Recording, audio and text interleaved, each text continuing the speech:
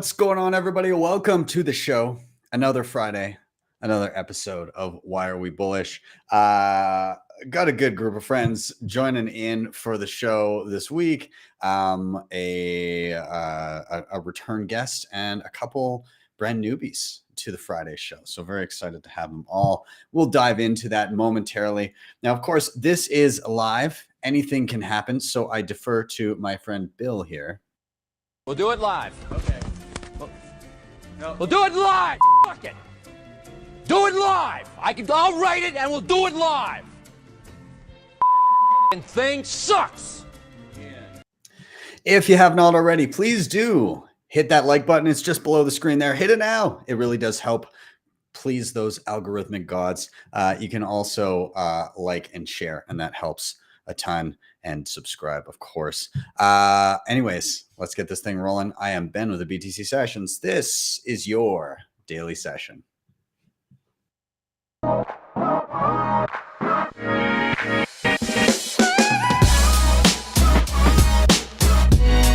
HODL the Bitcoin.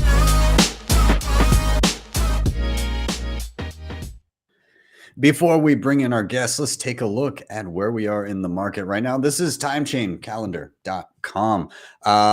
Currently, we are sitting at $27,017 per coin. A single US dollar will snag you 3,701 sats. In terms of fees, not too bad, actually. 4 sats per byte, priority or anytime. And mempool is purging anything below about 1.37 sats per VByte. In terms of Bitcoin mined, 19.51 million of them, which is 92.92% of the entire supply. Shout out to sponsors of the show, HodlHodl.com. If you're stacking sats and you have some priorities in mind, like peer-to-peer trading, instant self-custody, no KYC, this is the place to be. You can sign up with just an email address. Once you're in, choose a currency, payment method, and an amount, and you can start viewing offers immediately, stacking non-KYC sats. They also have a peer-to-peer lending platform where nothing is ever rehypothecated. Check them out. Links down below. Now, of course, when you do stack some sats, you're going to want some of the best hardware to secure it. I love CoinKite. My Cold Card Mark IV is my go-to hardware of choice. I've got all their other goodies as well: tap signers, sats cards, block clocks, open dimes. And I just made my reservation for, well, I've had it for a while, Cold Card Q1 dropping soon, as well as the Sats link. That's new to me. We'll see what it's like when it gets here. I'll be doing videos, of course. So check them out if you want to reserve those or anything else I mentioned. CoinKite.com. Use code BTC Sessions, 5% off in store. Of course, backups are important. One of the most robust and premium options on the market is Seedor. They've got a disk and capsule design. This thing is battle tested to secure your seed phrase from the elements, fire, water, corrosion, all of that. And it's just really, really nice. So you can check them out, Seedor.io. There are links down below depending on what is the cheapest shipping option for you, all in the show notes. These guys are awesome. Last couple, Nunchuk, of course, for your multi-sig needs. They have inheritance planning and all of it baked into their mobile wallet. Basically, you can set it up in mobile with tap signers, cold cards, and a ton of other hardware options. Once it's set up, you're sure that your sats will get to your next of kin if anything should happen to you. And all of it is non-KYC. You don't have to give up your personal information. And finally, shout out to Start9, your plug and play sovereign computing solution. These guys have their devices that you can plug in and run your whole Bitcoin stack, Core, Lightning, mempool. You can also host your private data, files, passwords, photos, Nostr relays and clients, all of that stuff. They've got everything from entry level up to what I'm running, which is a Start9 server pure. So check them out, start9.com. Anyways, guys, enough of my rambling. Let's get in our guests and get bullish. So welcome to the show, back to the show, Julian, and first time to the show, Zach and Aladdin from BTC Trading Cards. Very excited to have you all. Thank you so much for being here. And I think let's start. Oh, and actually, we got to give a shout out to, of course, the most important guests of the show, the chat. So I'm going to bring that up on the sides of us. All the messages from here on in, for better or worse, will be live streamed for the world to read. So we'll be seeing you in the chat, everybody. We can get those messages rolling now. Anyways, let's do a round of intros. Who are you? What do you do? So I'll toss it to Julian, aka Kinetic Finance. Take it away, man. Let people know. What up? Thanks so much, Ben, for having me on again. If you don't know me, I'm Julian. Also go by Kinetic Finance. I make videos. I'm always messing around with all sorts of different videos, trying to orange pill people in 60 seconds, doing documentaries all over the world about Bitcoin adoption, sometimes live streaming, anything and everything I can do to try and orange pill people in new ways and also learn some cool stuff on the way. Awesome. Well, dude, I'm glad to have you back, and congrats on you recently had a video that blew up, that was kind of posted all over the place, and it's, you know, in my opinion, longtime coming because of the quality of your your content that you put out. So hats off to you for that one. Thanks, man. Just trying to rustle some feathers as usual. Right? Awesome. That's what we got to do. Yeah, absolutely. Awesome. Well, let's do drop down to Aladdin. Dude, can you give yourself a little intro for everybody, for those unfamiliar? Yeah, Aladdin, Bitcoin trading cards. I founded the company, been working on it about 5 years, and we launched almost a year ago. Got a couple days away from our year launch, and we're trying to orange pill the world and as fun and creative a way as possible. And yeah, we've just got started, so we've got a lot planned. That's awesome, man. Yeah. Oh, yeah. There's is that a Genesis pack from Pacific? Yes. Looks beautiful. I got to do a quick show and tell here. Hold on a sec. So I have to tell a story. I was at Bitcoin Miami earlier this year, and first of all, you put me on a card, which, like, I'm so stoked about. So because yeah, there we go. Nice. I love it. I collected Marvel cards as a kid, and you know, so this is right up my alley. But anyways, at in Miami, Sean Harris, he pulled my foil card with all the reflective stuff. Nice. Nice. Everybody's got them. And so Sean Harris pulled my foil card, and then I was very sad to find that later on in the evening, somebody, one, swiped a credit card out of my pocket, but more importantly, two, swiped my foil card out of my pocket along with it, and probably discarded it shortly thereafter because they probably didn't care about the card. They just wanted the credit card. But I was very upset about it. So I jumped in the Telegram chat for trading cards, and I was like, hey, does anybody have a foil card? I'll trade you for something or whatever. And one dude was kind enough, and I don't want to like dox who it is or anything, but one dude was kind enough to be like, yo, I've got your foil card. Actually, two guys were like, I've got your foil card. And one of the foil cards I received, which is here, and it's all fancy and cool, and I put it in a little thing because I just think it's the best. But this is number 1 out of 500. So wow. Yeah. So I've got my 1 of 500 foil card that's just going to sit up here on my shelf forever and ever. Love it. You got your bookend. Yeah. Yeah. So I thought it was super cool. And again, hats off to all the whole pack stacker community. Everybody's awesome. So thank you guys. But with that, of course, I want to toss it down to Zach. Dude, we've kind of crossed paths on Twitter and everything, and I thought you'd be a great addition to the show. And so, yeah, can you give yourself a little intro? Yeah, for starters, thanks for having me on the show, Ben. Big fan of your content. For those of you that don't know me, my name's Zach. I'm an economics major at the University of Victoria in Canada. I'm about to complete my bachelor's of economics. I also run the Bitcoin Club there, where we're working on bringing Bitcoin awareness to campus and the local community. And I also help steer education and content at Thea Bitcoin, who provide a streamlined multi-sig setup, self-custody for your Bitcoin, all through a simplified app. That's awesome, man. And I met Smeet down in LA just at the last weekend. So I'm chatting with him and yeah, kind of finding out what's going on with Thea, which is awesome. So yeah, man, good to have you. Thanks for having me. No worries. No worries. So we're going to dive into the show now. First of all, anybody watching that may be unfamiliar, this is Why Are We Bullish? Really simple premise to the show. Each one of us comes with a reason for being bullish in and around Bitcoin. And it can be anything. It can be a current event. It could be a personal experience. It could be an app, a book, a device, really any sort of new development.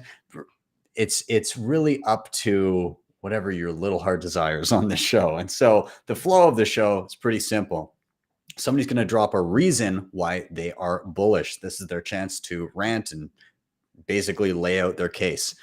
Number two, altogether, we're going to riff on that reason, questions, comments, whatever it may be, whatever rabbit holes we want to go down. And then number three, we're going to rotate to the next person until we've all had a turn. So reason, riff, rotate, simple. So first off, I'm going to get us started here with my reason for being bullish. And my reason for being bullish this week, it kind of stems from right now, SBF is on trial. And there's some interesting little tidbits of information coming out in and around the trial. In particular, they had Carolyn, his we'll say partner in crime, up there on the stand, and there's some pretty wild stuff that was coming out of her mouth. But one of the interesting pieces that I honed in on was when she was saying that he basically advised her to number one, they were selling customer funds to keep themselves afloat and to support FTX token and do all these crazy things. But basically SBF told her, like, hey, you gotta, if it's above 20K, if Bitcoin's above 20K, keep selling. And this kind of got spun a little bit as they were purposely suppressing the price, but it sounded more along the lines of like they were just saving their own asses to like prop up the price of FTX and all of that, or FTT rather, the token.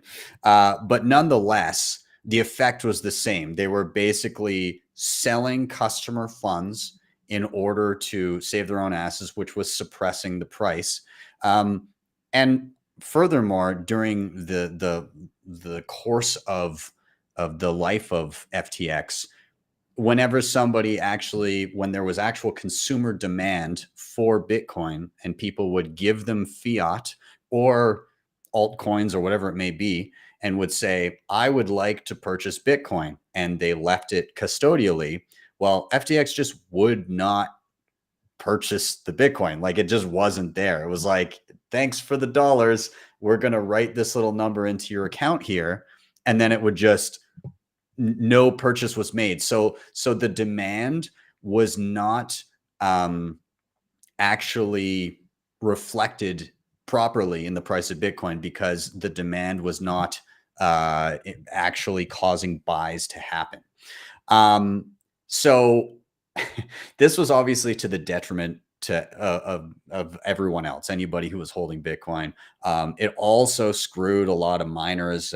Bob Burnett, Barefoot Mining, was tweeting about how pissed he was about this because it literally, it put other people out of business because of them basically not being bad actors and not actually executing buys that their customers were demanding for, not holding the assets and basically just creating paper Bitcoin. They're basically papering over their own malfeasance and mismanagement. So a couple things here. Number one, it shows that the demand for Bitcoin in the bull run of 2021 was much stronger than the price indicated. And had FTX not been doing what it was doing, there's a good chance it could have been significantly higher. And the other thing about it is that it kind of shows that you can't fight the reality in Bitcoin and the demand for Bitcoin for long, like you can in fiat land. Like in fiat land, you can just paper over everything. And if you screw up bad enough, then the government comes in and they'll just, you know, we'll just print off a few trill and make it all kosher for a period of time. And so historically, we've kind of seen this play out in Bitcoin before, kind of this fuck around and find out cycle that happens. You know, we saw it with, you know, Mt. Gox. They tried to lie about, you know, missing Bitcoin and everything and tried to just maintain a fractional reserve. Well, you know, that didn't go so well. We saw the same with Quadriga in Canada and another smaller exchange called Einstein. We saw BlockFi. We, of course, saw FTX. We're now seeing, I think I just saw rumblings on Twitter of Genesis shutting down withdrawals, or there's something funky is going on with Genesis currently. Who knows what? But nonetheless, it's been a series of larger catastrophes because people stubbornly refuse to change their fiat behaviors. They think that they can get away with the same kind of crap in Bitcoin that you can in fiat land. However, Bitcoin is incredibly efficient at destroying immoral and dishonest entities much quicker than it would be with legacy finance. So I guess I'm bullish in a roundabout way because the speed of fuck around and find out in Bitcoin is so much more efficient. And even with these large entities coming in and, you know, the Fidelities and the BlackRocks of the world, you've got this backstop, this reality backstop that, you know, they're bigger. They might be able to paper over things longer, but I think at the end of the day, nobody escapes the fuck around and find out equation of Bitcoin in the long run. And I can't wait to see what that does to legacy finance and central banking. So that's why I'm bullish. So I'm going to, I guess, throw that out to you guys and get, you know, your thoughts in and around this. Whoever wants to jump in first, I'd love to hear what you have to say. I'd love to tap in here real quick. I guess this sort of kind of all just points to what Bitcoiners were kind of saying all along, right? You know, we had the situation where we were talking about FTX suppressing the price at the top and then also making it go lower in the lows. So I think, you know, like, would sub 20K be possible without this? Would 100K would have been possible? But yeah, I do love the idea of how the whole process of fuck around, find out kind of just happens much quicker in Bitcoin. And I think that's because you have a digital bearer asset that just moves so much quicker than anything we've seen before. So people who are messing around kind of, they bite the dust much quicker. Yeah, you love to see it. Yeah, I think, I mean, I love that. And I hate it about the Bitcoin space because everyone always goes out with a bang, it seems. Like there's no subtle exit stage left moments for people in this space. They either make it or they go down in quite a beautiful plumb. But, you know, it tells you what the fiat world is all about, which is not only manipulation of price signals, but almost manipulation of time itself, right? Like the time that these companies can last, the time that zombies, the time that insolvency, things that would fall apart if there was any, you know, tiny level of transparency, they go on for so much longer than they naturally should because you have a ruler that is just broken, which is fiat money. And it's like, you know, right now, I don't want to get like too into this stuff, but, you know, we're in the middle of now 2 wars seemingly that seemingly could go on forever. And it's just, you can't do that when you have provable scarcity in money. The same way that you cannot run Ponzi's when you have provable scarcity in money. They can run for a day or two or a couple of weeks, a couple of months, but not for years and years on end, not for decades. That is something only fiat money enables. So yeah, Bitcoin just brings sunlight to everything a lot quicker, and kind of have to embrace that, you know. Love it. Aladdin, how are you feeling in around some of the stuff with, you know, finally seeing SBF sitting up there in front of a jury of his peers, you know, sunlight shining upon him? Do you have almost emotions? like the sunlight exposes the clown face. So it's Like one of my favorite Twitter accounts is Clown World, and like until we had until we had Bitcoin, we didn't really have anything outside of like the fiat world that we could really get behind. And now that we have that, it's like all of the really strong-minded, like value-oriented people are starting to flow towards Bitcoin, and it really helps expose the amount of clown world. Like you watch FTX, Sam Bankman, you watch Caroline. I mean, could you get any dumber? Sorry, but it just exposes like how stupid these people are. And then why am I bullish on your point? Like, dude, if that's our competition, like get ready. We're gonna bring it, because that is not competition. That's easy knockoff right there. So yeah, good point, Ben. I think that's a major reason to be bullish right there. Yeah, it's I think everybody's trying to play by the old rules, because you know, in traditional finance, that's the kind of behavior that gets you rich over time, right? That mentality, that mentality of siphoning wealth from others and then gambling with it is what built a lot of large entities out there, and that's kind of like the backbone of how our current economy functions is siphoning wealth from others and speculating, or allowing people to speculate and encouraging people to speculate, and then just like taking in a cut of every transaction that happens in the process of that. And I'm not so sure that's going to be a recipe for wealth as we move, as we jump forward by a decade or 2 decades. It won't be as consistent of returns. And there's the major thing there is there's actually tangible risk now, because in Bitcoin, there is no lender of last resort. It's you implode. And, I think the world needs more of that, because when there's no risk, it incentivizes just absolute degenerate behavior. And, it'll be good for the world to be rid of a good chunk of that. So anyways, gents, I'm not going to take too much time on my topic here, because I want to hear what you guys have to say. So I'm glad that we got that one through quickly, and I want to do a rotation here. First up, I'll say everybody that's in the chat, of course, keep those messages coming, and smash that like button just to the bottom of the screen there. That helps a ton. But we are going to do a rotation. And Julian, I'm going to toss it to you first, and I'll cue you up with the question of the evening, as usual. Why are you bullish?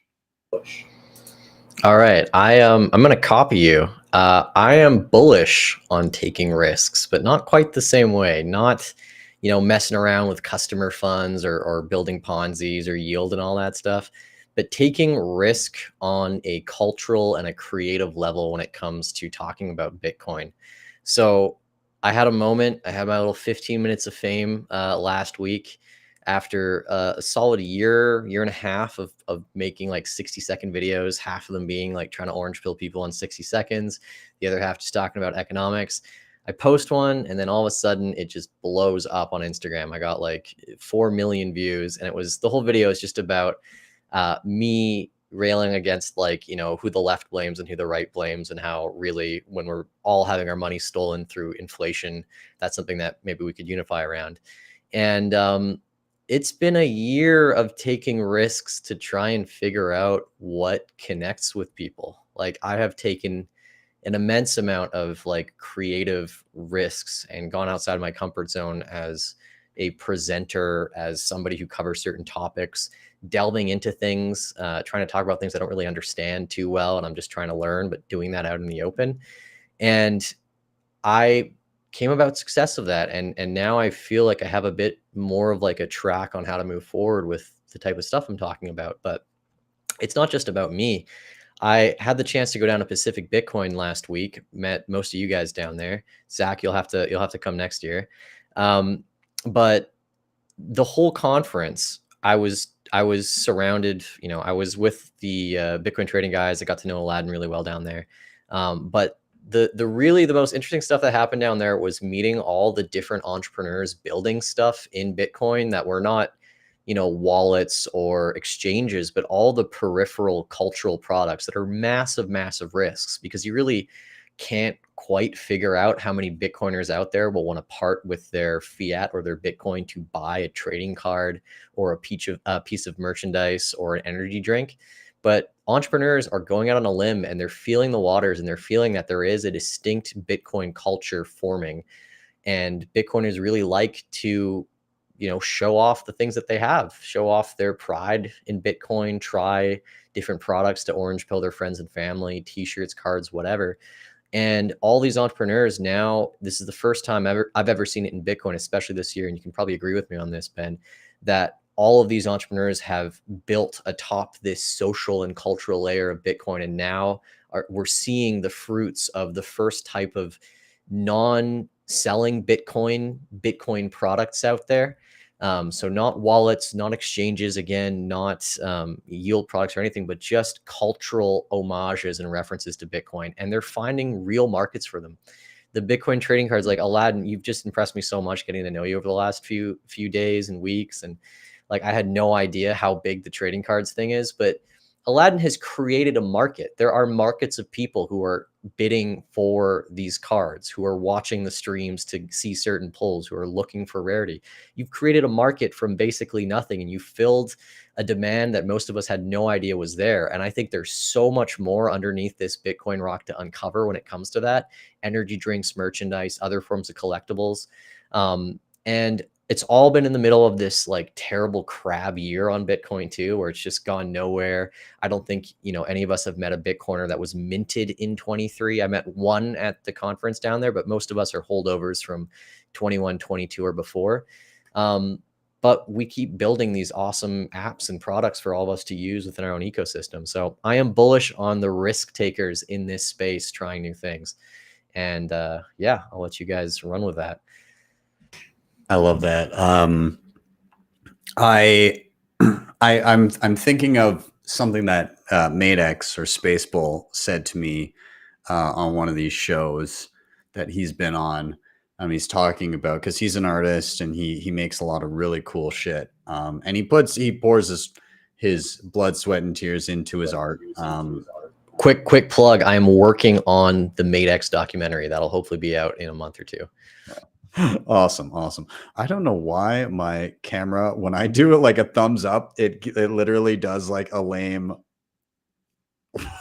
and then freezes. So anyways, so we'll just not do thumbs up anymore. But anyways, yeah, Madex is he makes some really cool shit, and he made a good point on one of these shows. He was talking about how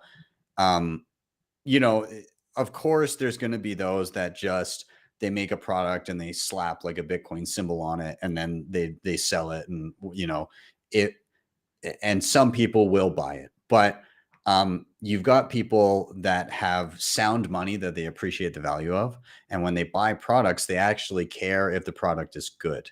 And so his point was, if initially, sure, that you might have gotten away with that, but we're getting to a point where you will not get away with that anymore, because when people, he basically said, if you make a crappy product that you market to Bitcoiners, you will, and you kind of just exploit the Bitcoin brand to try and, market your shit, and it's bad, you won't retain customers beyond the first sale, because the second they realize that your product is garbage, you're no longer worthy of their sats. Whereas people that actually work to make something quality and then hone in on the Bitcoiner circles, even if the product itself isn't directly related to Bitcoin, but just like good quality, and the people themselves have like a good ethos of understanding the relationship between sound money and quality lasting products, then you're going to have lifelong customers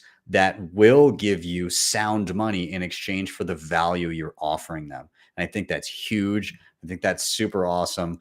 And yeah, it shifts the dynamic of how we transact and how we build and how we create and market products for the rest of the world as we shift onto a Bitcoin standard. That's my takeaway from your topic here, and I think it applies everywhere.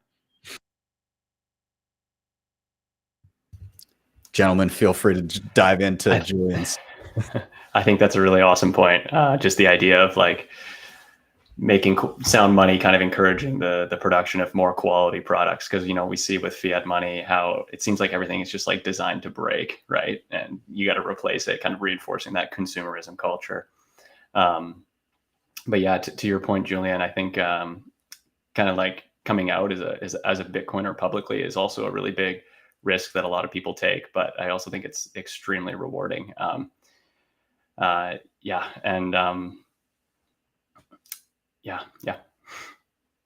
Awesome. I'll toss it to Aladdin as well. I mean, Aladdin, you're kind of living this, right? Like you have a lot of attention to detail, and you're passionate about what you're building. Does this, obviously, I imagine Julian's topic speaks to you? Oh, 100%, to the point where I think I maybe told Julian why I'm bullish, and that's why he took my why am I bullish. So I don't want to say too much on it because mine is so similar to Julian. And again, getting to meet Julian over the last week and spend a lot of time with him. Yeah, if I go into it, then I'll give up mine, and it's so similar to that. So I'll just hold off until all good. Comes around. That's all good. That's all good. I mean, I want to add like one more point onto this, and I've been on a bit of like a tirade, a crusade about this, but I think this extends to Bitcoin companies a bit, and I've gotten to know quite a few CEOs of Bitcoin companies here in Canada and the US, and how those business models work, and they're very much correlated to, you know, volume of Bitcoin, how much Bitcoin is being transacted on a daily basis. If it's not a lot, they don't get much revenue, and if it's a lot, they have more than they know what to do with. And in those up cycles, it's easier to justify taking risks because you have some excess capital. You can FAFO or whatever. But we're going to get to a point where I think we're not going to have this pretty clean cut. The two years after the halving are boring, and then the year leading into it, and then 1 year after is clean. I just don't think that pattern can just go on forever. And this lull to complacency of like, well, we'll take all our risks in a year and a half, and then we'll just lay low for 2.5 years. I don't think it's going to work. And I'm working with companies right now that in the middle of a bear market have structured their businesses differently. And so they can take different creative risks. And I think you're going to start to see, you know, not just me, but the other creators in this space who align themselves with these companies who have different models that are not just reliant on the price of Bitcoin going up, producing some of the best content and media and stuff in the Bitcoin space. And it's going to be a big wake up call to some of these people. And I'm not saying there's anything wrong with like, you know, talking macro and podcasts, but that playbook of we'll just have a macro podcast and spaces, you know, once a week, and that'll be how we pull in new customers. That's not going to work, in my opinion, over the next 5-6 years as the sole way that you build your audience and you get new customers. You're going to have to take risks just like every other company in the world does on different types of creators. You're going to have to delve into the controversy a little bit. You're going to have to try some different forms of marketing. And now the creators are here to actually provide some of that risk taking. So I'm excited to see all the new stuff that's going to be birthed over the next few years. I really think the dynamic for the first time in Bitcoin's history is changing in that regard. So yeah. I like that you pointed out what, you know, the companies that are building during the bear market, and you're right that you know, just the formula will change, and it's already, you know, we've got a saturation of just general Bitcoin content, right? We've got a saturation of just, oh yeah, we'll have somebody on to talk about why money's broken, and then we'll chat for an hour and a half, and then you package it up and ship it off, and we'll get a ton of views. Right now, if you go and do that, you're competing against the people that have been around doing it for years, that have a dedicated audience. And unless you're doing something incredibly different, or you just somehow stack your guests like no one else, then, you know, you might do all right for the time being, but like that, it's a losing game. And I think you're going to see like almost like a specialization of labor in terms of types of content, right? You've already got the general macro stuff, and people will just go there and listen for that. I think the people that hone in on specific areas of Bitcoin, the people that, like you said, take a total departure from the regular Bitcoin stuff and have some sort of a niche that they hone in on, that maybe it's even like a really odd pairing. But we're starting to see, even just in terms of content and the types of people discussing, it's like, even like the Bitcoin veteran thing that they were doing down there. Like, it's just, you've got a specific type of people that will listen to that type of stuff and hear a certain type of perspective. But you're going to have a lot more inventive stuff. You're going to have people specializing in on like, oh, this is specifically about Lightning, because there's so much stuff happening within Bitcoin that just like a generalized Bitcoin show is probably not going to cut it. Whereas you're going to need to like hone in on like the super technical stuff, or like certain aspects of, you know, the privacy podcast, or, you know, whatever it may be. And yeah, like you said, just thinking even outside of that, just totally outside of the box, and seeing what sticks, because damn, there's a lot of Bitcoin podcasts as I say this on a Bitcoin podcast. But nonetheless, you know, building in the bear market and all of these companies that are creating things and that survive the bear market, and what is probably a worse bear market because of my reason for being bullish with all the SBF shenanigans. Those are the companies that stick around and can, you know, build off the previous cycle to make themselves, basically to completely reinforce themselves. But with that, I think we'll maybe put a bow on this one and do a rotation if we're good with that, unless anybody has any last minute things to tap in. But otherwise, I'm going to do a rotation, and I'm going to toss it down to Aladdin first, man. I'm just going to go right for you, and I'll cue you up with, again, question of the evening. Why are you bullish? Excellent. Well, we'll just push into where Julian got us started in a way. I've got some other little points to add to it, but meeting Julian, let's just start it off with made me even more bullish. So why am I bullish? The people in Bitcoin that I'm meeting, the people working in Bitcoin, but the people that are just here in Bitcoin.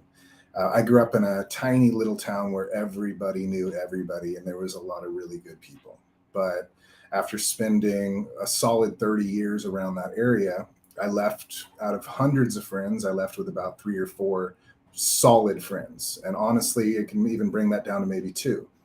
And it was really hard for many years, wondering if I was ever going to meet people that I felt like were going to be these best friends, friends for life kind of people, that we just have this same energy, see so clearly on so many things. And you don't have to agree with everything, but there's just certain key fundamentals that people have that just bring us together and create those friendships.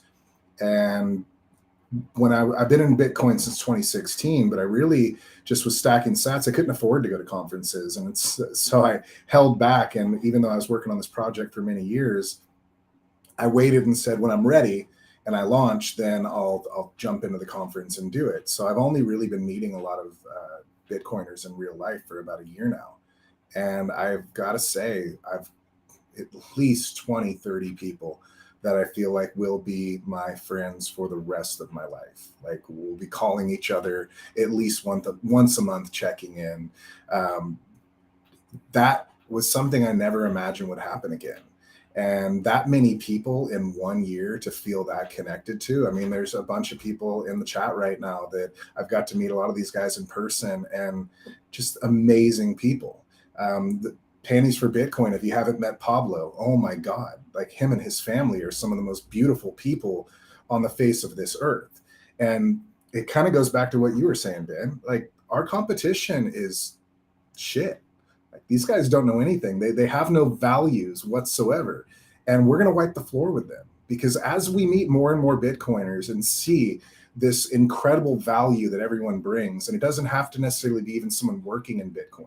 It's just the value of their character alone, and knowing that they're on our side, they're on the team of working towards making this world a better place with Bitcoin. I don't know how you can't be bullish. And after meeting a bunch of Bitcoiners, and I like thinking about the Citadel and being a creator, I've had all these ideas over the years of what a Citadel would be, and designed many different ideas of what a Citadel would look like. And the more I meet Bitcoiners, the more I'm like, it's us. Like, we are the Citadel, that this community is a Citadel. It's not a place, it's not a building, it's this community that we're building together. And it doesn't matter how big and badass the building that you're hiding out in, if you don't have a community to back you up inside of there, or you don't have a community of people that you get along with well enough, you're going to be jumping over the fence trying to get out of that community. So I couldn't be more bullish right now after Pacific Bitcoin and getting to hang with Julian for the week and so many other people. Just it's incredible. Like, we have the best community on earth. I say it all the time, but we really do have the best community on earth. And when the newbies and the normies and everyone else start discovering our community and start meeting more and more of these Bitcoiners in person, it's going to be really hard for them not to want to jump in. You can say it's a cult. It's not a cult. It's a family. Yeah, I love it. Would you say that the real Citadel was the friends we met along the way? 100%. I know there's a catch to that somewhere. I'm trying to think, did someone write a song on that? I'm missing? No, that's just like, I don't even know what that's from originally, but it's like, just a general, people would be like, oh, the real treasure, or the real whatever was the friends we met along the way. But I mean, it is when people talk about, the idea of the Bitcoin Citadel, like, obviously it conjures up these images of, some fortified enclosure where all the Bitcoiners have gone away with their sats and everything. But I think the real kind of, in practice, the Bitcoin Citadel is pretty much everywhere, because as a Bitcoiner, you can waltz into any city on the globe right now, and if you have a line on the Bitcoiners in town, you've instantly got some friends. And that's a pretty unique thing when it comes to any niche community. I think it's probably exceedingly difficult to, jump into any other type of, passion project and then just walk into a city somewhere on the globe and be like, hey, where are the people who love crochet at? Like, it's going to be a little bit, where are the knitters at? Where are the, like, it's going to be a little bit more difficult to like conjure up a bunch of friends that you have some shared values with.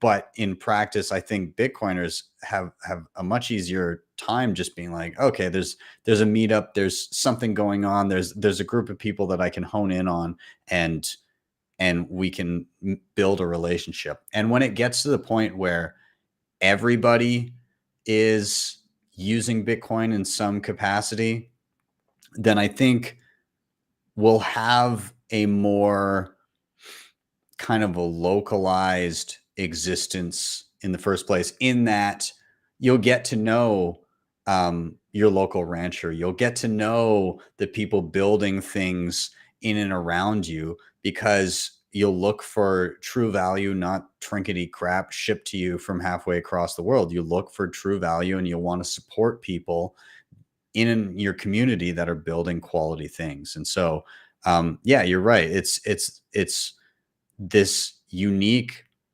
family because we have these shared values with people around the world, and it will turn into, I think, down the line, a local family for everybody that is on the same wavelength, where they will create value for each other. I think that's kind of where we're headed. But Zach, I'm curious to get your thoughts in and around this.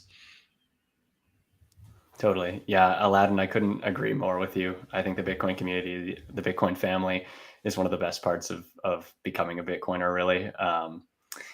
Like it's, some people say that Bitcoin isn't backed by anything and, eventually it'll collapse in value because there's nothing backing it. But I say that Bitcoin is backed by the community. And I mean, as long as there is this strong group of people behind it, I don't see how it's basically unstoppable. But yeah, it's really like meeting other Bitcoiners is just great. And I've made a lot of friends and a lot of acquaintances in this space in the few years that I've been in it. It's kind of like when you go to a concert and you get along with the people there because you all like the same kind of music or like that same artist. It's like you always have that common point to start at, and then it all kind of just goes from there. Julian, I'll toss it to you as well if you want to tag on to Aladdin. Yeah, totally agree. I live in one of the most like drenched in complaints cities in the world, which is Vancouver. Like you do not meet another Vancouverite with inevitably getting into the conversation of how much you can't stand the lack of culture, the expensive housing, all this nonsense in the city. And I've found ever since I just started going to Bitcoin meetups, I don't have those conversations with people. We just don't talk about it. Like it's the last thing on our minds when I'm at a Vancouver meetup is how expensive the rent is in this city. But as soon as I'm with other people, it's like, oh, that always becomes the dinner table topic or whatever. So yeah, Bitcoiners radiate positivity. And it's amazing to me because I think you would think that people who, maybe it's a little talks highly of us, but I think Bitcoiners would describe themselves as people who can see behind the curtain and have been able to see a dose of reality and have taken the orange pill and all that. And you would think that exposing yourself to, the truth behind how our institutions work and the theft that's going on would make us all pessimistic, would make us all, doomers. And there's a lot of them out there. But Bitcoin is the guiding light that we see as basically getting us through all this stuff. And Jeff Booth talks about this a lot, that right now what the Bitcoiners are doing is they're building in this parallel system. And actually, the more time we have to build it, the better before, whenever this inevitable fiat collapse happens in one unpredictable form or another. And we're making strides. It's not slowing down. I always fear in bear markets that people just dip out and the building stops, but they have that saying, building happens in bear markets.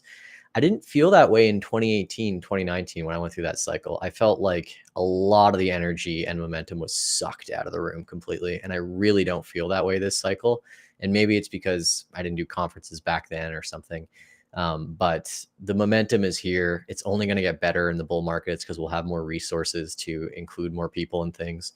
But yeah, the friends are here to stay, and all those wonderful sappy things we can say about that. I totally agree with Aladdin. Like, I mean, I stayed down there with you and a bunch of us in a house, and I basically never met any of you guys, and we're like instant friends. And I'm surprisingly a pretty closed off person when it comes to making new friends, but having that link and having a shared set of values that most Bitcoiners share is amazing. And then, even just before the show, I did a live stream with Boomer, Rules Broken on Twitter, and we were talking about oil and how we both have like two completely different views on the future price of oil, and we like vehemently disagreed, and it was all live streamed, but no bad blood, right? It's all good in Bitcoin land because we see the future pretty clearly and we can align on that set of values either way. So yeah. I think in general, seeing Julian, can you mute for a sec? I'm getting a weird. Oh, we got it. Awesome. So I think also, because I see a few comments in the chat about like again, mostly from inspiring formulas. Bitcoiners have no share of set values. Go outside. Yeah, and that's the thing. So I think it's entirely different Twitter versus in-person Bitcoiners. This is where you need to draw the differentiation. People on the internet is a shitty place. I'm just going to say it.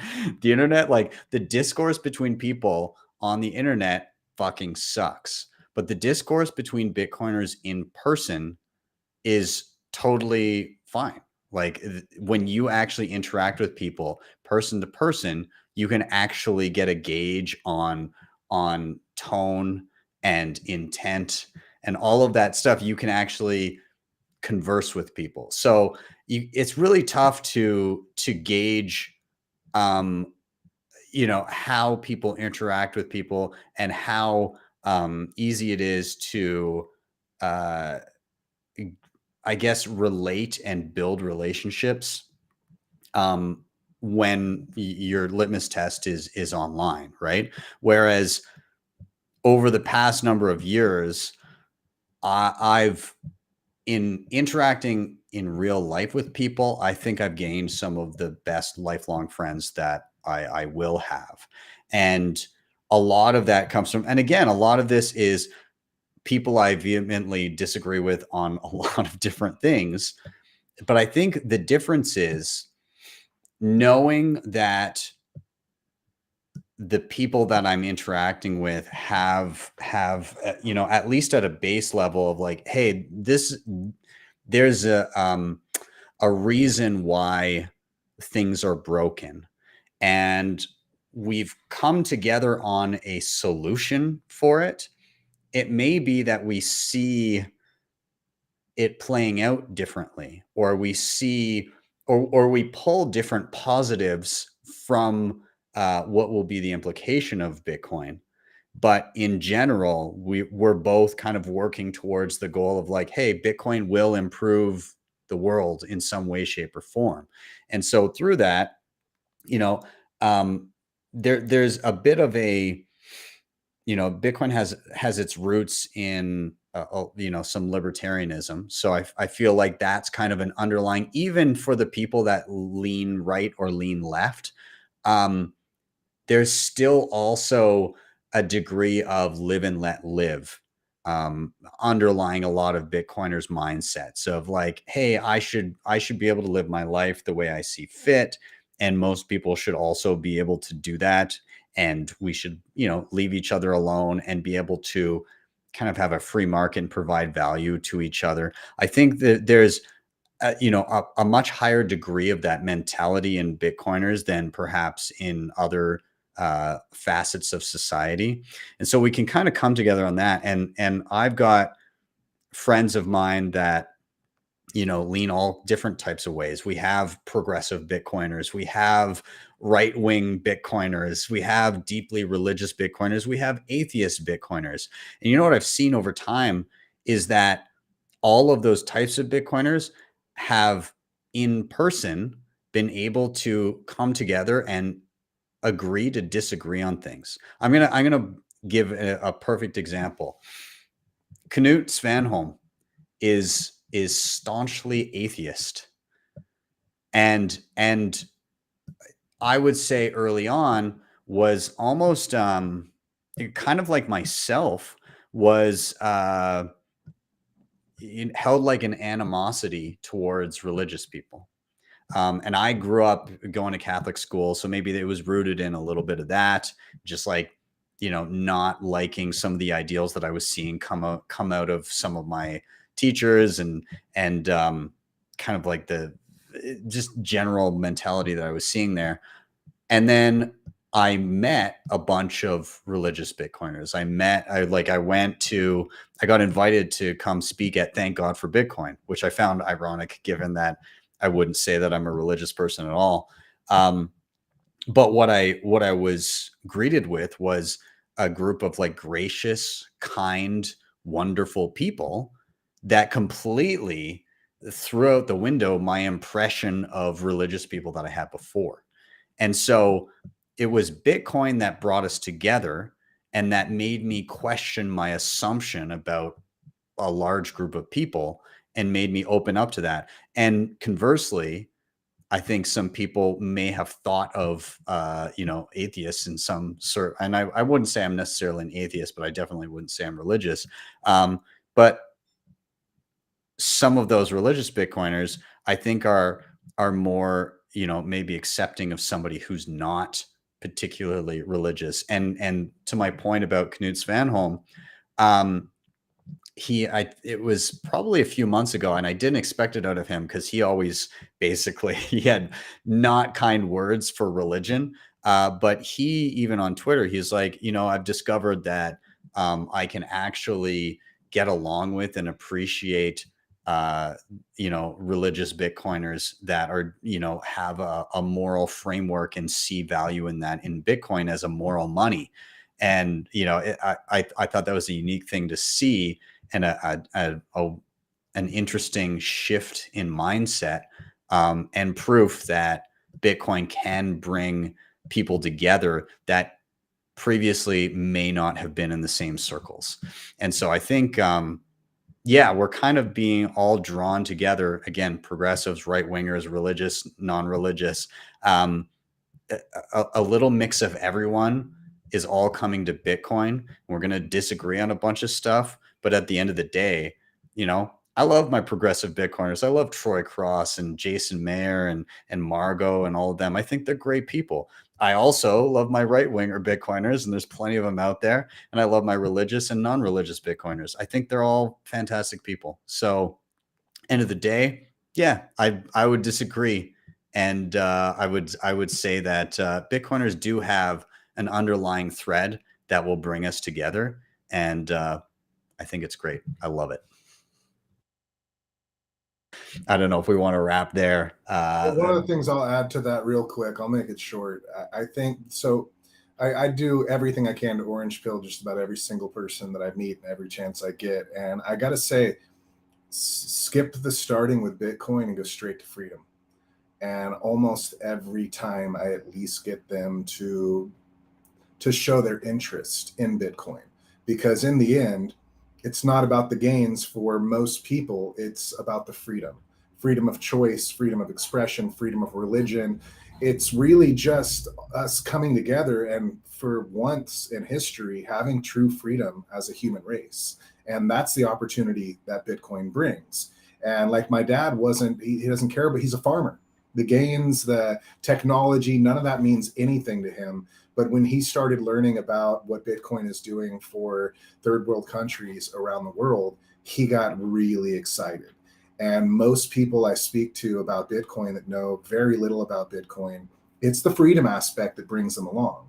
So that is that glue that kind of brings us together. And if you're someone that is like anti-freedom, you're not going to fit in Bitcoin very well.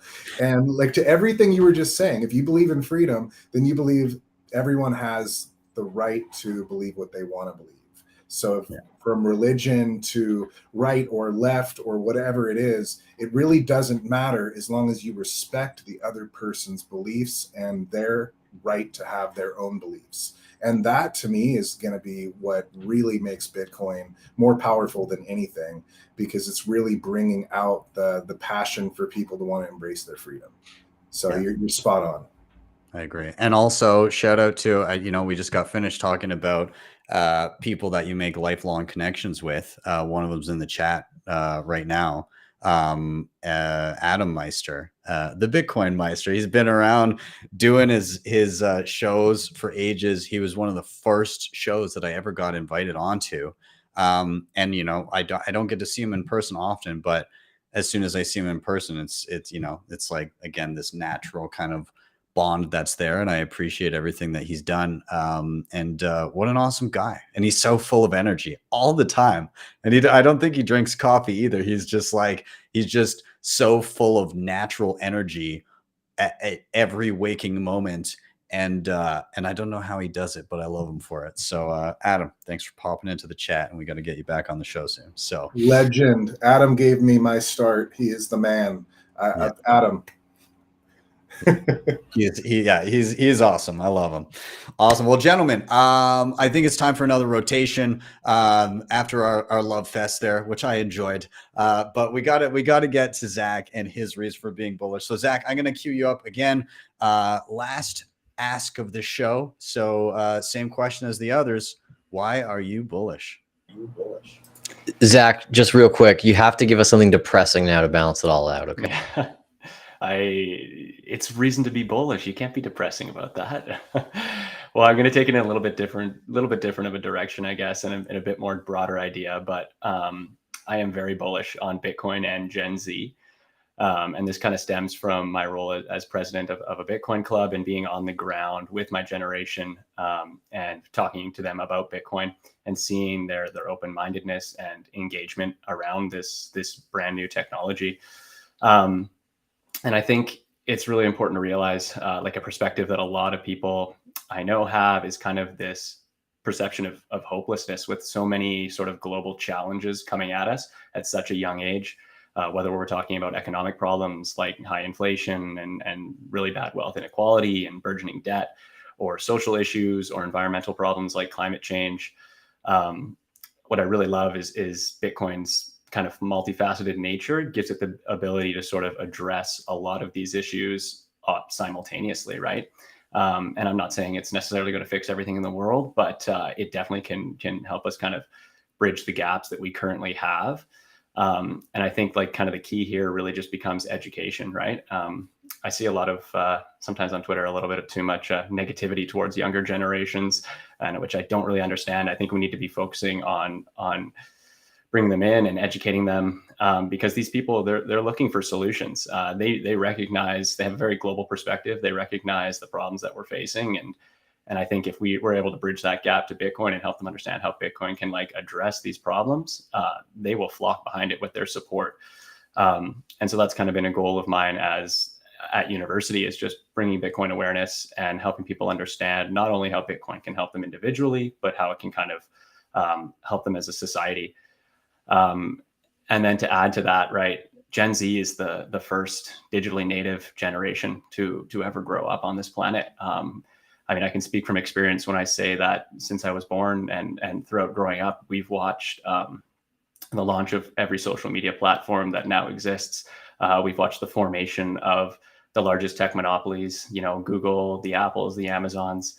On my 9th birthday, the first Bitcoin block was mined. Like all of these crazy convergences of technology and just the digitization of everything. You know, we've seen our music, our TV, our mail, our shopping, our photos, everything has become digital. And so going towards Bitcoin and the ability for Gen Z to kind of embrace Bitcoin is really a natural next step. Like the digitization of money is totally natural for us and really doesn't come as a surprise at all. I'd like to add too, like, I think Bitcoin is a really great entry point to increasing financial literacy as well.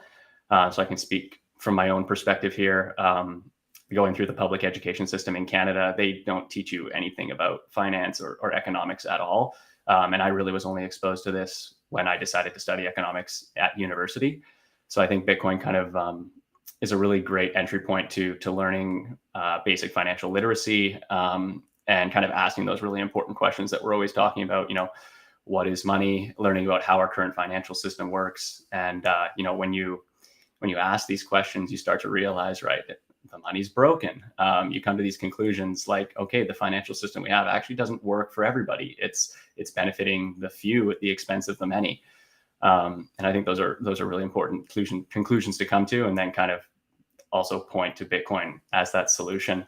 And then finally, just kind of seeing Bitcoin as a really stellar investment for my generation. I mean, in our lifetimes, in Canada at least, housing prices have quadrupled since I was born. Of course, incomes have not kept pace with that to any degree.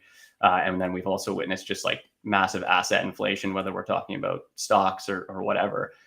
So in a lot of ways, we've been priced out of markets like housing. And I think Bitcoin kind of presents itself as a really stellar investment opportunity for my generation to actually build wealth now that we're kind of becoming adults and we actually have savings and money to invest. Bitcoin really presents itself as like a very undervalued with a very high return potential compared to investing in really anything else. So yeah, for those reasons, I am very bullish on Gen Z and Bitcoin. Yeah, I think you're so right that there's this shifting of the tides in terms of, you know, how does this generation navigate? You know, right now there's a lot of questions like, if somebody gets a retirement, how are they going to navigate that? Because it's not, and now it is a question of if if things continue down the path that they're in, that they're on. And I think Bitcoin, you know, for the average person becomes that, right? The boomer generation, you know, grew up with a situation where, you know, you could just easily kind of, you know, get a decent job, get a regular job, and just you know, buy your home. And it was a little bit more obvious over time how to just build yourself into adulthood. And now that cookie cutter answer of how do you invest for retirement and make sure that you make it there, it's totally called into question. Like this typical 60-40, buy a home, all these things. It doesn't appear that that's going to be the tactic that works moving forward. But I think you're right in that the tactic that will work and that people will be able to capitalize on is number one, be good at something, get a job where you can create value for others. Number two, learn to spend less than you earn, which in today's environment is difficult. It hopefully can be navigated over time. Hopefully things will normalize a little bit. And number three, save in Bitcoin.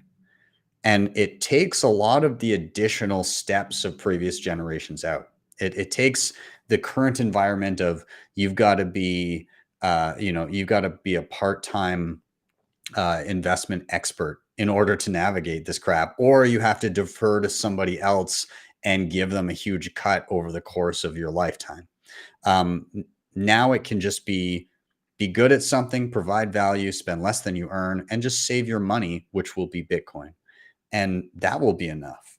And I think that's a godsend. That's to be able to just say, I don't need to worry about it. I've got a job. I've got a regular job, and I've reined in my spending, so I'm not being stupid, and I have a little bit of savings each time I get paid, and that's it. That's all I need to do. Just save, and my savings will increase some purchasing power over time. Eventually, it'll get to a place, I think, where it's just like a mild deflation, and it's reflective of I think it'll be reflective of two things. Number one, obviously the constrained monetary supply versus the ingenuity of people and the ability of us to create more stuff with less effort.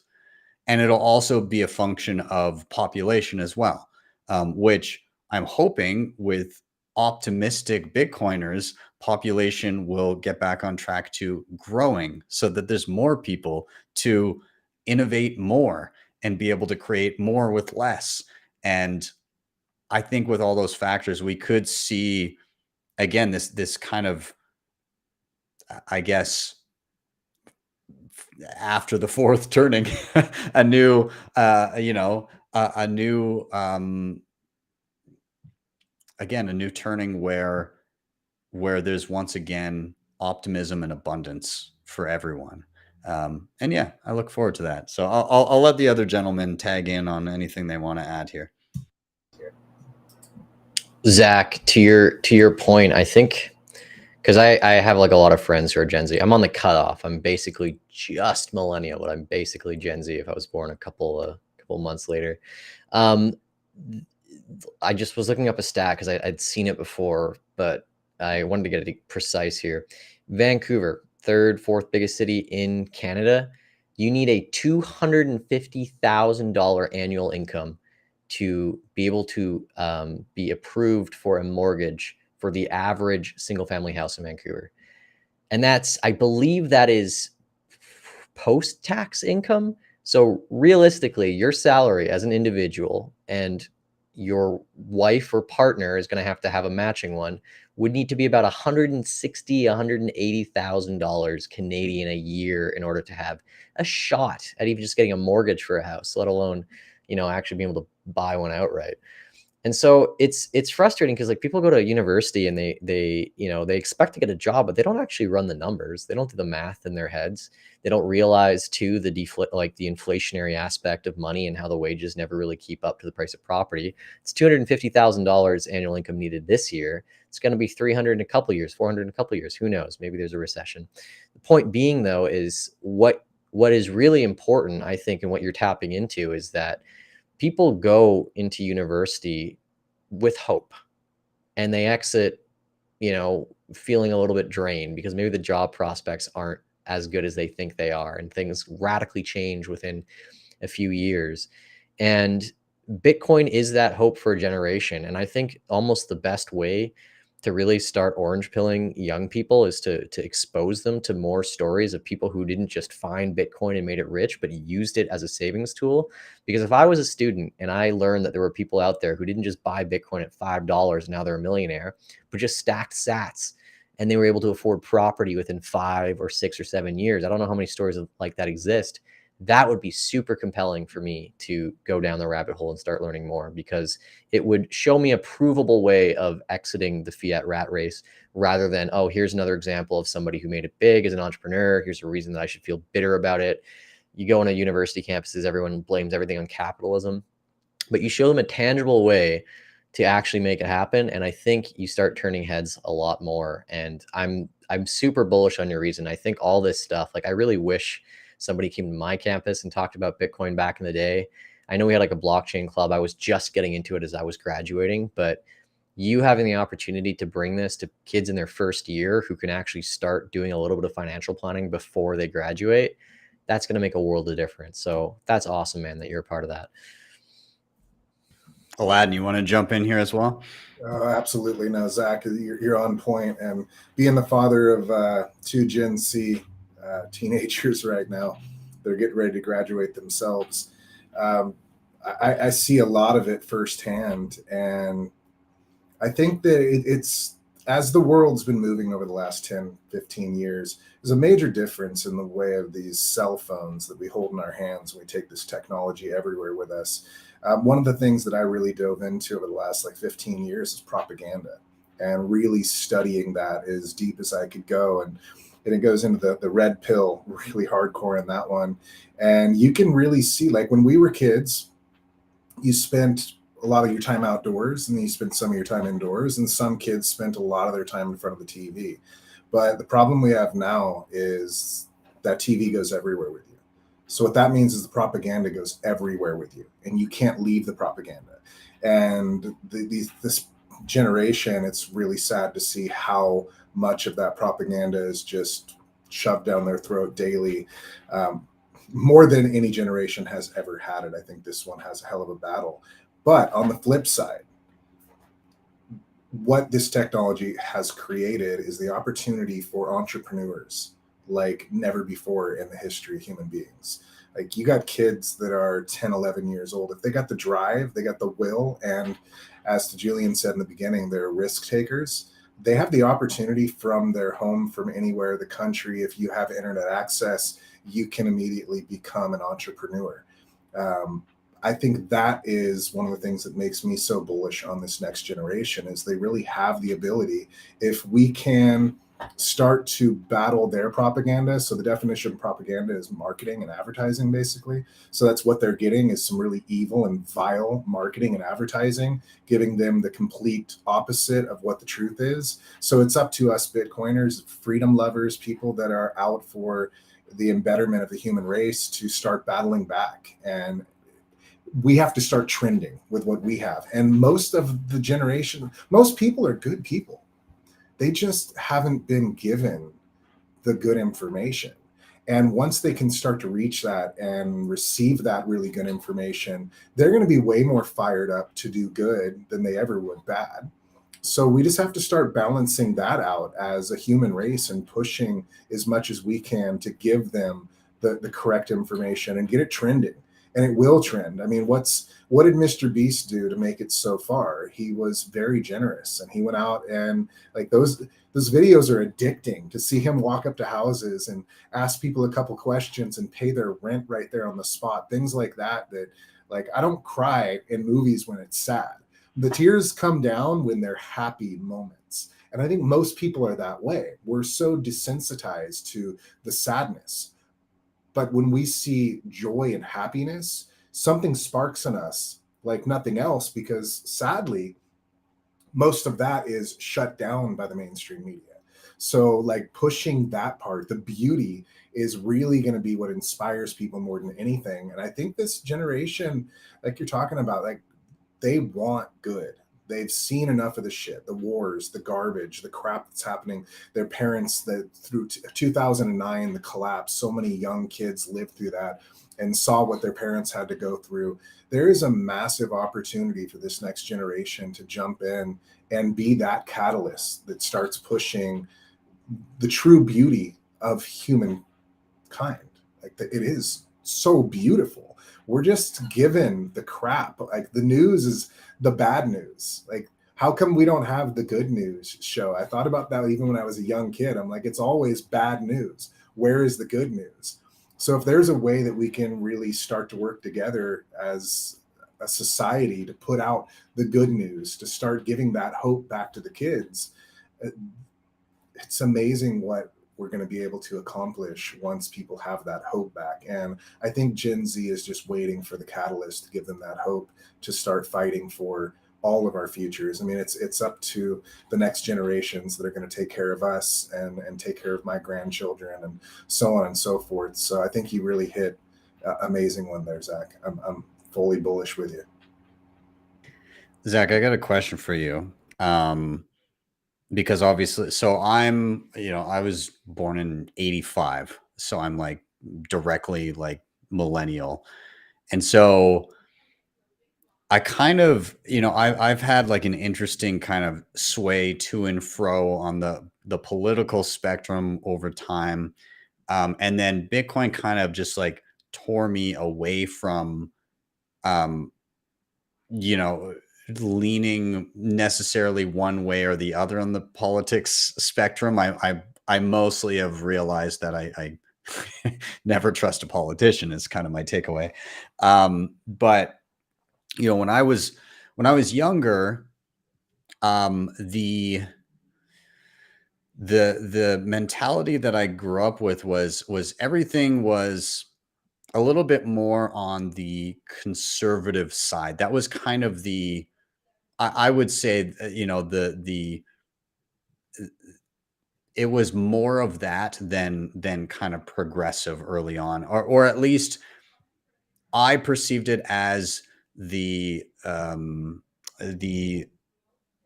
I was always growing up going, oh, these damn conservative people want to censor everything. They want to prevent me from seeing and hearing different things, because everything was like, oh, we can't let the kids see this. We can't do this. We can't do that. We need to take these people off of the TV, or we can't release this movie because people will see it. And I kind of grew up in a mentality of like, okay, well, why don't you just let people decide what they want to listen to, watch, and all that stuff. So I grew up in a time where I perceived kind of the right side of the political spectrum as being the ones who would censor.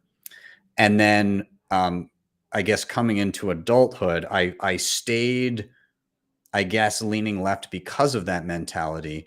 And then over the past decade or so, I had a shift where I started to see the left end of the political spectrum as I guess they kind of were gained more power. I saw the same tactics exhibited from the left as well, where it's like, okay, well, now we've got the run of the place and we're going to try and censor certain types of topics and things. And so it came off to me as a just whoever has power is the one that would kind of try to control whatever narrative they wanted to get out there. And it took Bitcoin to kind of tear me out of that left and right mentality, and more so question individual topics. And I think the reason it pulled me out of that line of thinking was realizing that wherever I got my information, you know, the first time I ever saw Bitcoin reported incredibly poorly, the first time I ever saw, and it was Mt. Gox when that collapsed. I had done enough research to know that when the news said that Bitcoin got hacked and had failed, that I was like, well, that's like that, you know, I could have understood that maybe like a few days into looking into Bitcoin, and it's being reported as fact as that's what has happened. And so over the years, I continued to see very poorly reported things, even today with like Bitcoin and how it interacts with energy. You know, I see a lot of reports about that are just blatantly incorrect. And it makes me go, well, if the news that I was taking as fact is this wrong on something that I've spent some time actually researching, is it possible that the news in many other topics could be equally wrong if they've come across the wrong information and just reported as fact? So my question to you is, again, kind of being born like a decade later than myself, how have you perceived kind of this push and pull politically? And do you think that Bitcoin gifts Gen Z with the ability to think critically for those that understand it? Do you think it pushes them into that mindset? Yeah, well, I mean, I can speak from my own experience. As a teenager, I definitely think I leaned a little bit more left. And I think Bitcoin also had a really large part to play in my political journey, in the sense that it made me much, much less political in general. I mean, really, I just do not align with any ideology anymore. And I can't really fall into that anymore, because I think that it's sort of just two sides of the same coin, as you were kind of saying, like with the censorship thing, whoever's in power is going to be the one kind of doing that. So right now it might be the left, but you know, if the right was in power, we might be saying the exact same thing. And I also find it a little amusing too, when people kind of put a lot of faith in politicians and think that, oh, you know, if my party gets in, everything's going to be okay. But really, it's pretty much going to be the same, and we're going to have a lot of the same results. And I think that's because, one, like a lot of the issues we're facing are systemic, right? They have to do with the way our system works, the way our money works, et cetera. And that's not going to get fixed just by a political party that is, you know, trying to change things in 4 years. And then have another political party come in and then undo everything that they did. So, I mean, another big concern a lot of people have from my generation is just like the political stagnation, the inaction, I guess I would say, where it feels like, one, we don't have a voice. Like we're not really it doesn't feel like my generation is really represented politically at all. And then also, so mainly that, but I think Bitcoin can play a really important role here in helping people, like you were saying, think a lot more critically about politics, about the political system that we have, and kind of like you were saying, like dive into issues with more depth and research, right? Not just believing the headlines and things like that, because you're totally right.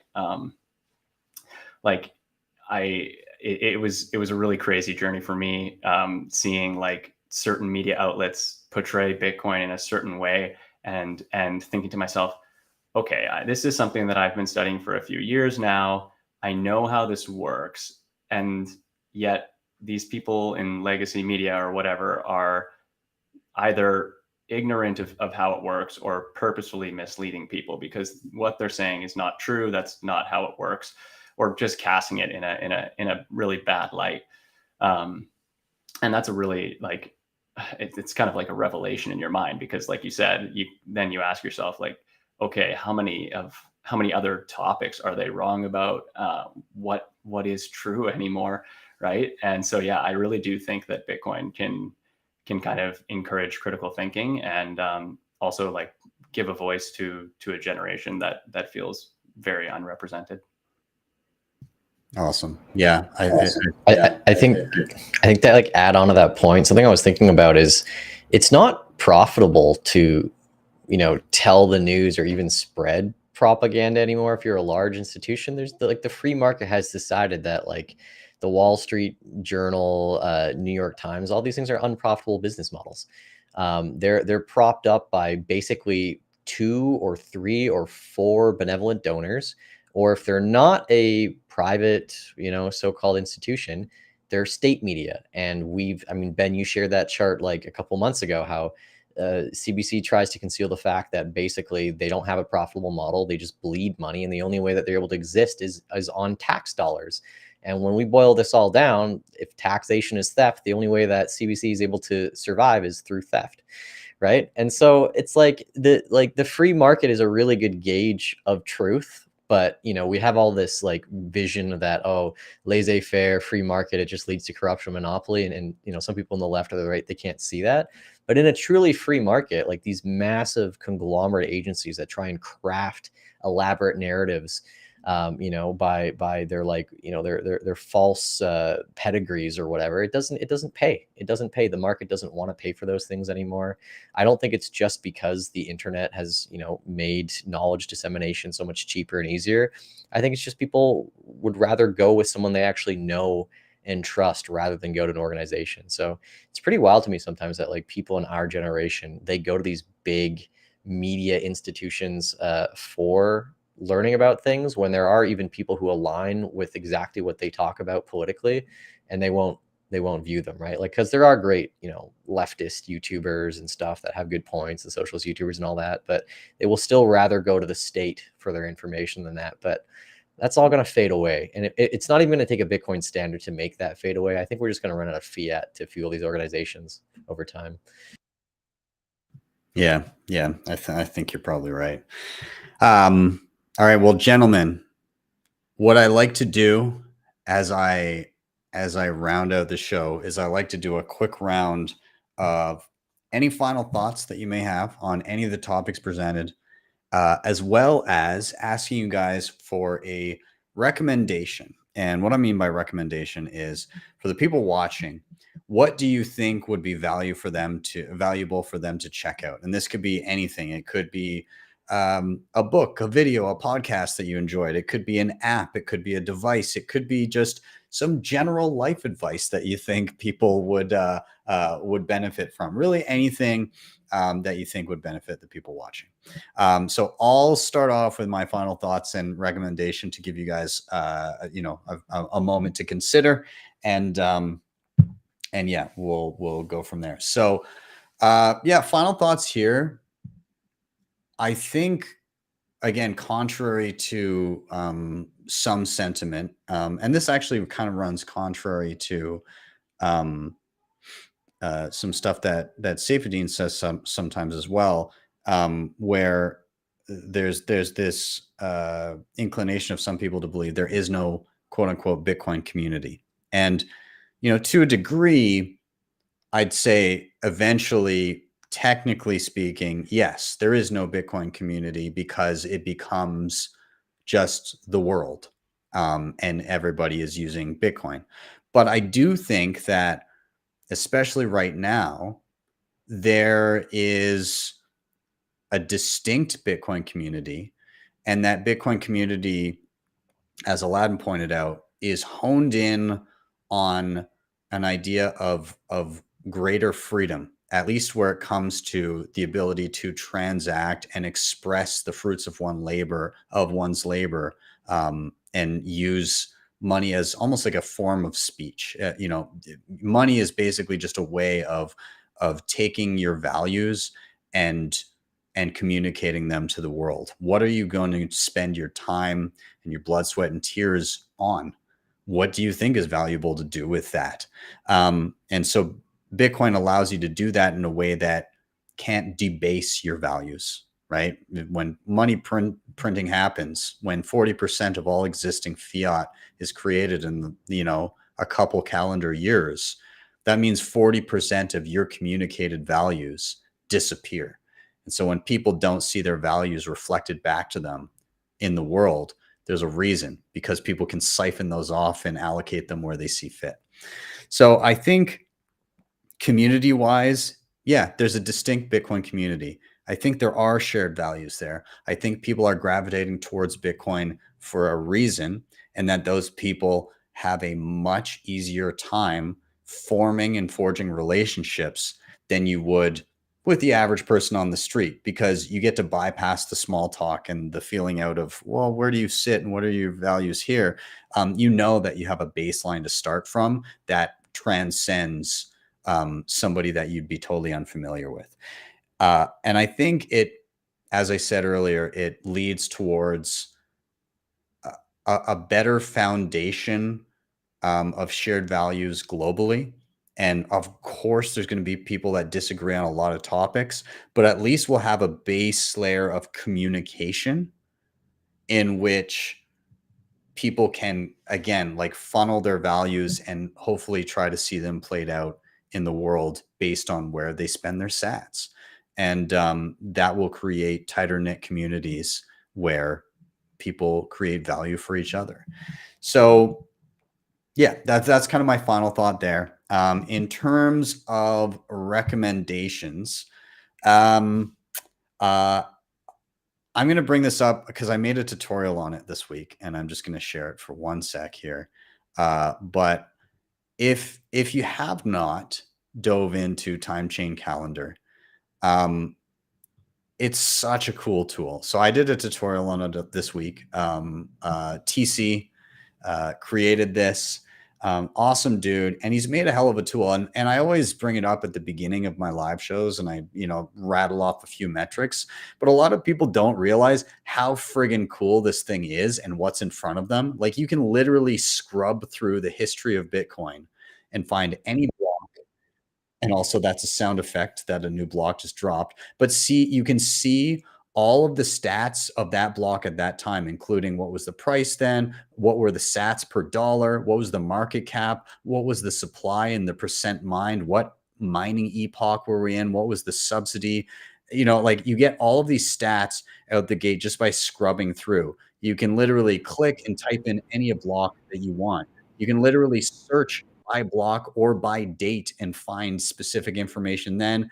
And you can also jump from epoch to epoch. What happened on the eve of the first halving? Where were we at? What was the price? You can do all of this crazy stuff. And beyond that, get all your mining stats, all of that. And a lot of people don't even notice that this little rim here is actually the cadence of mined blocks over the last 24 hours. So you can actually see like where, how, overall Bitcoin is very predictable, but when you zoom in, it looks erratic, right? Because blocks will come in chunks, and then there'll be spaces where no blocks are mined at all. But you can basically go along this rim and click on any block, and it'll give you the information for that block, and who mined it, all that stuff. So this, again, if you haven't played with it, go check out timechaincalendar.com because it's so cool. And me rattling off a few stats at the beginning of an episode does it an absolute disservice because it's super awesome. So that is my recommendation. Go bookmark this and play around with it because it's amazing, and TC deserves some credit, and you should check it out. So anyways, Julian, I'm going to toss it to you for your final thoughts and recommendations. Take it away. Final thoughts. Stay bullish. I don't know. You guys we've covered everything here, so I don't want to sound like a broken record, but I'll make a quick shout out here to anyone who's watching this that is into filmmaking at all. I'm working to get a sort of list and collective of people that work in film. You can be an editor, a director, cinematographer, sound designer, anything. I'm trying to get a sort of like big picture list of people that work in the film world who want to do more Bitcoin projects. As I'm getting a lot down the pipeline, I can't handle all of them. I think there's some other people feeling that way too. And we want to work with people in the industry that are aligned with that. So yeah, if you're into film, please message me. I will get back to you within the week of kind of this little thing I'm trying to assemble, a list basically of all the filmmaking talent in this space. As for recommendations, oh man, You know what I was bummed about is I had to cross the border from Pacific Bitcoin, so they wouldn't let me take liquids. But I want to give a shout out to Sovereign Energy. These guys are making a Bitcoin-based energy drink. And you know what? I'm usually pretty brutally honest. Like I love energy drinks. I probably drink too many of them. And I wouldn't flatter these guys if it wasn't that good, but it is. The Sovereign Energy, I think the CEO, his name's Oliver. I think it's spelled SVRN energy.com, or you just look up Sovereign Energy Bitcoin. You'll find it on Twitter. Beautiful cans. And when you peel back the label, you can scan this QR code and actually get anywhere between 500 sats to 1,000,000 sats on every single can of it. But if you're an energy drink aficionado like me, yeah, there you go. Give this stuff a try. It's awesome. It tastes really good in my opinion. Can't buy it in Canada, I guess, but maybe you can ship it to the border and then drive over and pick it up or whatever. But try this stuff. It's got a lot of good ingredients too. Full plug. But yeah, no, I usually, it's like what you were saying earlier with Matex. Like a lot of people will just slap Bitcoin on something and try and sell it. And when I saw this at first, I was like, okay, this is kind of gimmicky. But I tried it and I was like, shit, like they actually really went to get the taste profile right on it. So yeah, give it a look.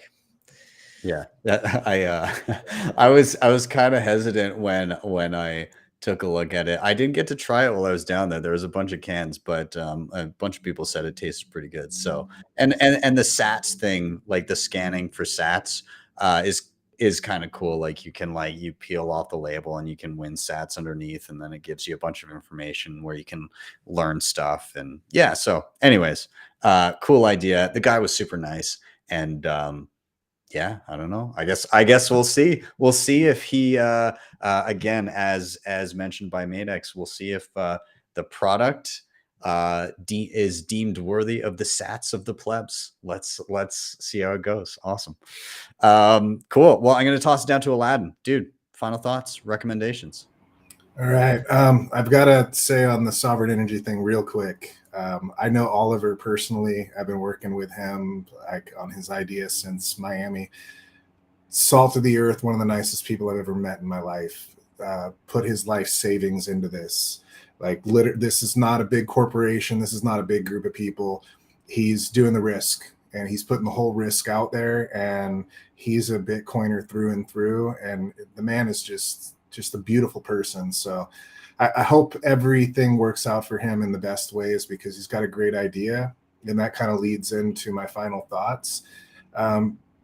Do what you can. Like the world needs the Bitcoiners right now. The world needs people to take that risk, jump out there and work towards fixing this holy, I don't know if I'm allowed to cuss on here, but it's a really crappy situation that we're in.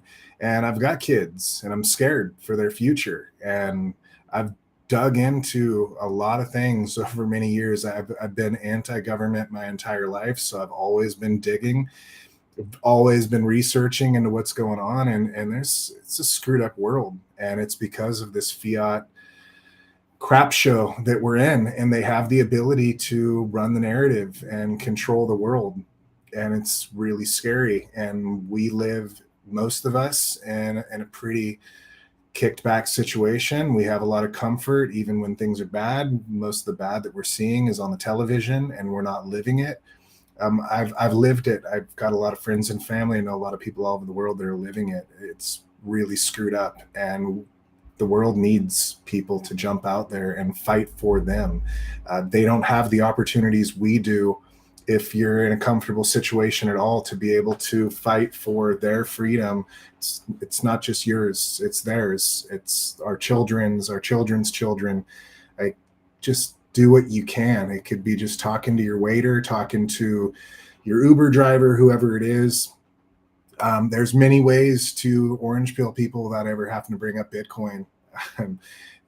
Do what you can when you can, because we're in a massive battle, and it's going to take everyone with a solid heart and good values to have any chance of defeating or even having like an impact against what we're up against. It's not going to be a handful of people with podcasts and a handful of people with some ideas that's going to make this change. We all have to come together and do our part, or It's just going to get worse than it is right now. And look beyond your comfort zone and see what's really going on out there, and take your stand. Now is the time. Take it from William Wallace and freedom.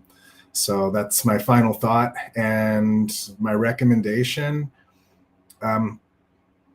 support people and check out what, especially, I mean, you're already here with Ben, so I'd be shilling you, but everyone that here knows you're here.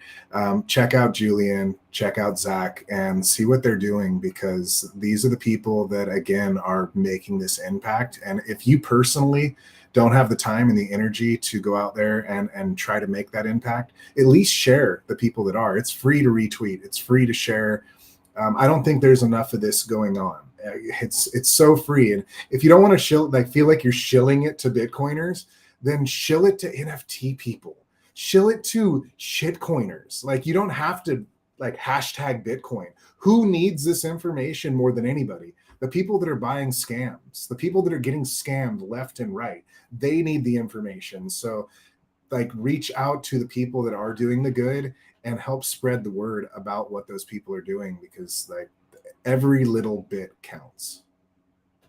Build your local circle, and help those that are maybe misunderstanding the change that we're seeing in front of us. Because I think a lot of people, like you said, a lot of people that get into the shitcoins and everything, they see it as kind of the solution to fiat, not realizing that quote unquote crypto is like fiat to the extreme, right? Fiat, the elites get to print money. Crypto, everybody gets to print money. And Bitcoin, no one gets to print money. So I think that's a big takeaway that people should learn. Yeah, and a lot of those people, they're not all bad people. They're misinformed.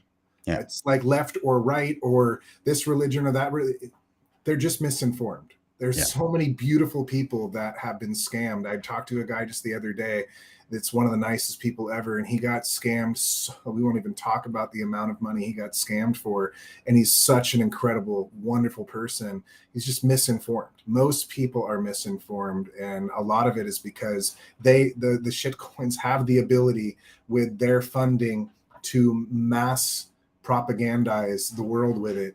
And we are the marketing team for Bitcoin.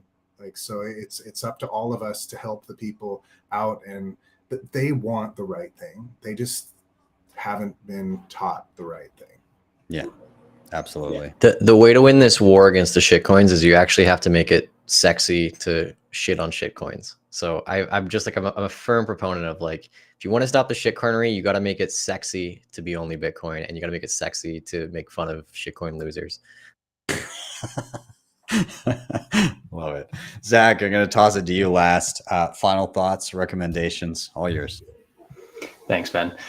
Yeah, well, I'll just take this moment to kind of reiterate my point. I mean, if you're watching this and you're part of Gen Z, I highly encourage you to do your own research and study Bitcoin and learn how it can not only just help you, but also help society and help us address these global challenges that we're facing and build a brighter future for ourselves.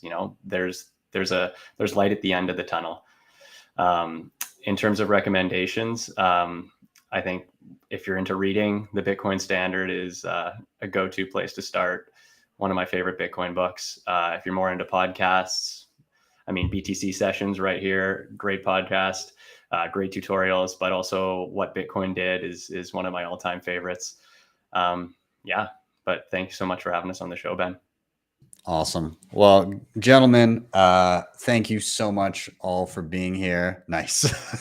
Yes, I like the that's a Madex original, I think, if I'm not mistaken. Back in the day, the Ethereum spelled with an I with two turd emojis making the logo. Amazing.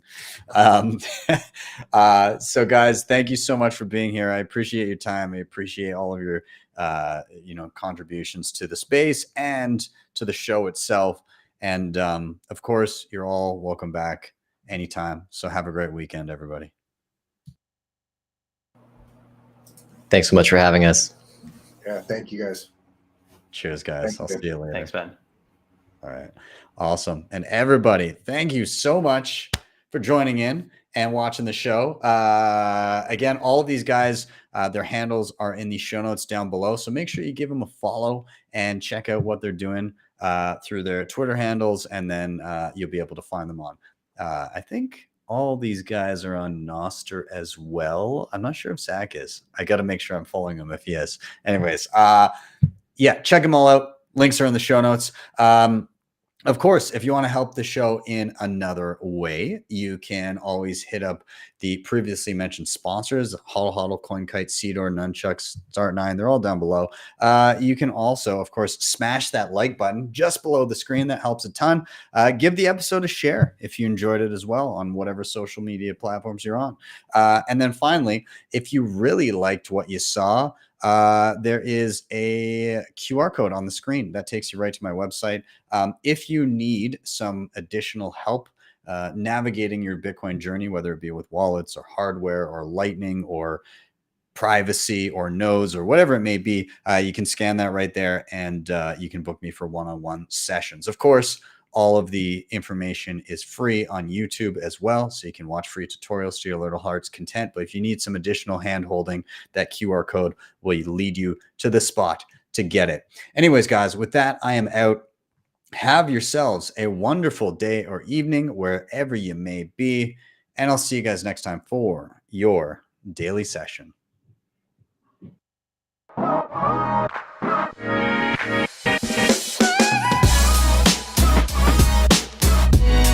HODL the Bitcoin.